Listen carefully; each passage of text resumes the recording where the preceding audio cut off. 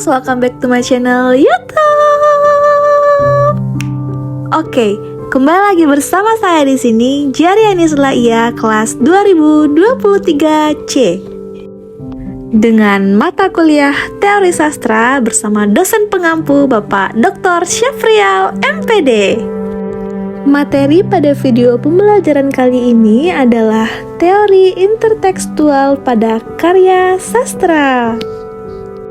Teman-teman semua harus tahu bahwa intertekstual merupakan kajian yang memiliki prinsip untuk memahami suatu karya sastra, baik yang berasal dari penyerapan maupun dari hasil transformasi dari teks-teks yang telah lahir di sebelumnya. Di dalam menganalisis karya sastra menggunakan teori intertekstual ini terdapat 5 aturan dan juga prinsip yang dapat kita terapkan pada saat menganalisis. Nah, di sini Jari akan menggunakan karya sastra berupa puisi yang berjudul Tangisan Batu dan puisi Air Mata Legenda karya Abdurrahman El Hussein. Puisi Tangisan Batu adalah puisi yang berisi penyesalan seorang anak yang telah durhaka terhadap ibunya, sedangkan puisi Air Mata Legenda adalah puisi yang berisi penyesalan seorang ibu yang telah mengutuk anaknya.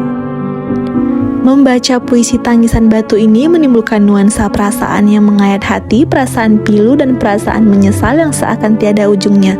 Puisi ini secara keseluruhan mengandung makna sebagai batu yang menangis. Dengan alamiahnya, tidak mungkin sebuah batu dapat menangis. Akan tetapi, batu yang dikisahkan dalam puisi ini adalah batu yang berasal dari seorang anak yang telah durhaka kepada ibunya yang kemudian dikutuk menjadi batu.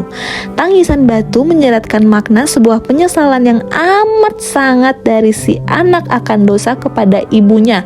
Akan tetapi nasi telah menjadi bubur, kutukan telah terjadi dan akibatnya pun telah terjadi. Kemudian puisi yang kedua yaitu Air Mata Legenda. Di sini juga dengan membaca puisi Air Mata Legenda menimbulkan nuansa perasaan yang mengayat hati, perasaan pilu, dan perasaan menyesal yang seakan tiada ujung. Puisi ini secara keseluruhannya mengandung makna yang mengacu pada air mata penyesalan Diang Isung yang terlanjur mengutuk Raden Pengantin anaknya menjadi batu.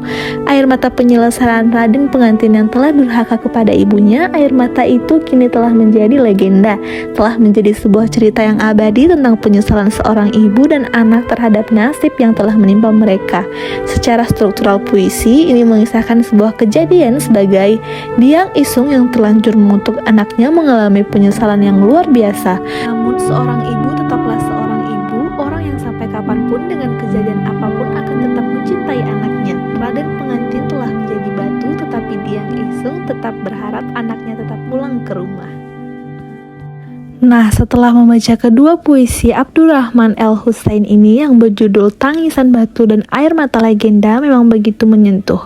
Pemahaman yang timbul secara mendalam terhadap kedua isi puisi tersebut tidak lepas dengan pengetahuan tentang legenda cerita rakyat yang menjadi hipogramnya. Legenda tersebut adalah cerita Diang Isung dan Raden Pengantin. Legenda ini begitu terkenal di Kalimantan Selatan, seperti yang telah diakui oleh penyairnya sendiri bahwa penulisan kedua puisinya tersebut dilatar belakangi oleh legenda tersebut.